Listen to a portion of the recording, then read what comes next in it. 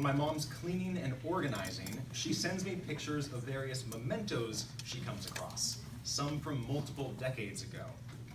Recently, she sent me a picture of a printed copy of an email sent to my grandpa Dean at an AOL.com email address.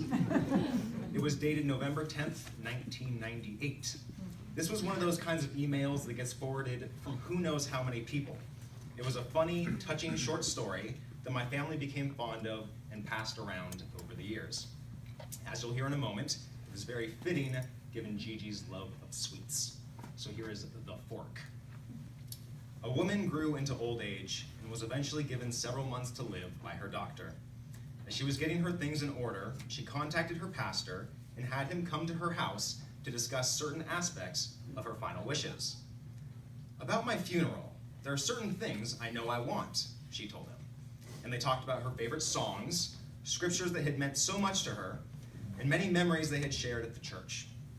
They went through all sorts of details, and just as it seemed they had wrapped up, the woman exclaimed happily, "Oh, there's one more thing." "What's that?" came the pastor's reply. "This is very important," she said. "I want to be buried with my favorite Bible in one hand and a fork in the other." The pastor looked at her, not knowing what to say. "That surprises you, doesn't it?" Yes. The woman asked, smiling. "Well, to be honest, I am puzzled by the request," said the pastor. "Why do you want to be buried with a fork?" The woman explained. "Well, I've been thinking about all the church socials and potluck dinners I've attended. I can't even begin to count them all. But there's one thing that really sticks in my mind. At those really nice get-togethers, when the meal was almost finished, a server or maybe the hostess would come by to collect dirty dishes, and they would lean over my shoulder and say, 'You can keep your fork.' Do you know what that meant? Dessert was coming. It wasn't Jell-O or pudding or even ice cream.